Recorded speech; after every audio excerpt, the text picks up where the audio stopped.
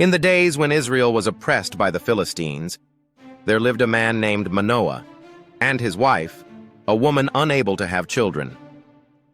One day, the angel of the Lord appeared to her and said, "You are barren and childless, but you are going to conceive and give birth to a son.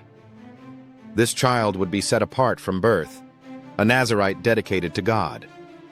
He would never drink wine, never eat anything unclean, and his hair would never be cut. From the moment of his birth, he would begin to deliver Israel from the hands of the Philistines." The woman ran to tell her husband, and Manoah prayed, "Lord, let the man of God you sent to us come again, and teach us how to bring up the boy who is to be born." The angel returned, repeating the same instructions. When Manoah asked for his name, the angel replied, "It is beyond understanding." Then, in the flame of the altar, the angel of the Lord ascended to heaven, and they fell faces to the ground in awe. In time, the promise was fulfilled. The woman gave birth to a son and named him Samson. The Lord blessed him, and the Spirit of God began to stir within him.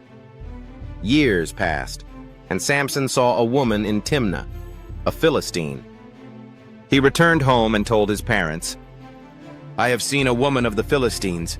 Now get her for me as my wife." His parents objected. "Isn't there acceptable woman among your own people?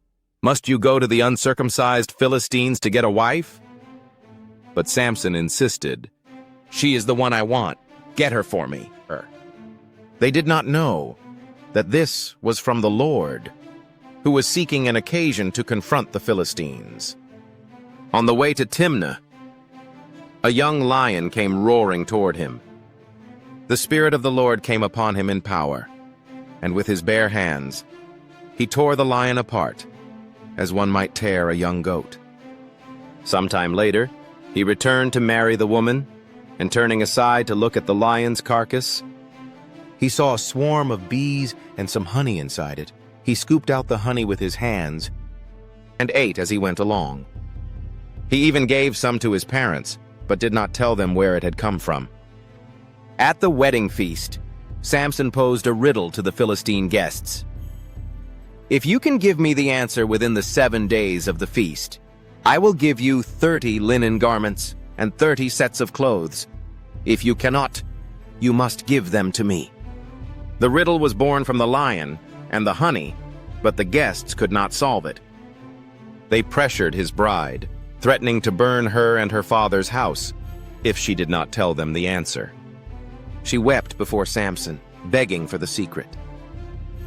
On the 7th day, worn down by her pleas, he told her, and she told them. The men answered the riddle before sunset, and Samson, furious, struck down 30 men of Ashkelon to pay the debt. Burning with anger, he returned to his father's house, and his bride was given to one of his companions. Some time later, Samson went to visit his wife, but her father would not let him enter. "I was sure you hated her," the man said, "so I gave her to your companion." Samson burned with anger and declared, "This time I have a right to get even with the Philistines. I will really harm them." He caught 300 foxes, tied them in pairs by their tails, fastened a torch to each pair, and set them loose in the grain fields of the Philistines. The fire consumed the shocks of grain, the vineyards, and the olive groves. The Philistines retaliated, burning the woman and her father to death. And Samson, in fury, struck them down viciously. Later, the Philistines came to the land of Judah, demanding that Samson be handed over.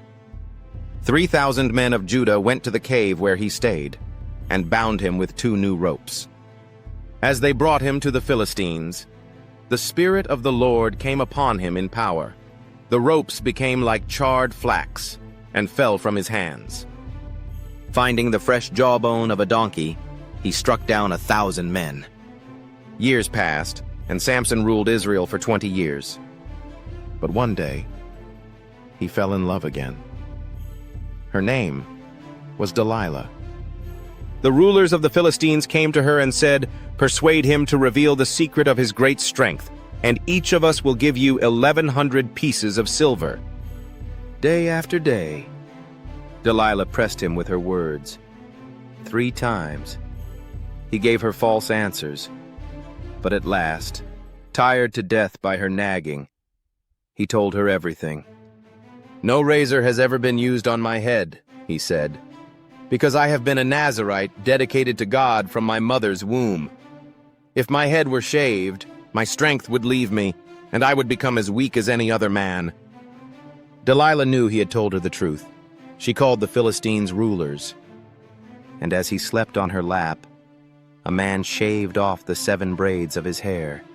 His strength left him, and the Lord had departed from him. The Philistines seized him, gouged out his eyes, and took him down to Gaza. They bound him with bronze shackles and set him to grinding grain in prison. But the hair on his head began to grow again. One day, the rulers of the Philistines gathered in the temple of Dagon to offer a great sacrifice and celebrate, saying, "Our God has delivered Samson, our enemy, into our hands." They called Samson out of the prison to entertain them. They stood him between the pillars. Samson said to the servant who held his hand, "Put me where I can feel the pillars that support the temple, so that I may lean against them." Then he prayed, "Sovereign Lord, remember me. Please, God, strengthen me just once more, and let me with one blow get revenge on the Philistines for my 2 eyes." Bracing himself against the pillars, his right hand on one, his left hand on the other, Samson said, "Let me die with the Philistines." He pushed with all his might, and down came the temple, on the rulers, and all the people in it. Thus he killed many more when he died, than while he lived. And so, the story of Samson comes to an end. A man chosen before birth, set apart for a divine purpose, yet who spent much of his life following his own desires instead of God's commands. His strength was never in his hair.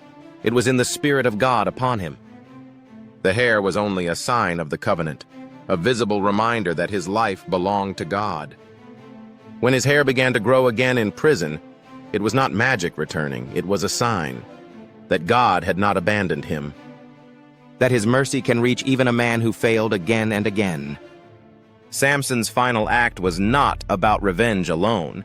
It was about finishing the mission God had given him. And even in death, God redeemed his story. The God of the Old Testament, the God many see only as a judge, was also a God of mercy. The same God who forgave Samson is willing to forgive you. Maybe you, like Samson, have drifted far from God. Maybe you've broken your vows and think it's too late to come back. But if there is still breath in your lungs, there is still grace for your soul. Let Samson's story remind you, God can use a flawed man to fulfill a perfect plan, and he can do the same with you. If this story touched your heart, share it with someone who needs to hear it. Leave your thoughts in the comments. And subscribe to this channel so you won't miss the next journey into the Word of God. And as always, follow for more to rise again.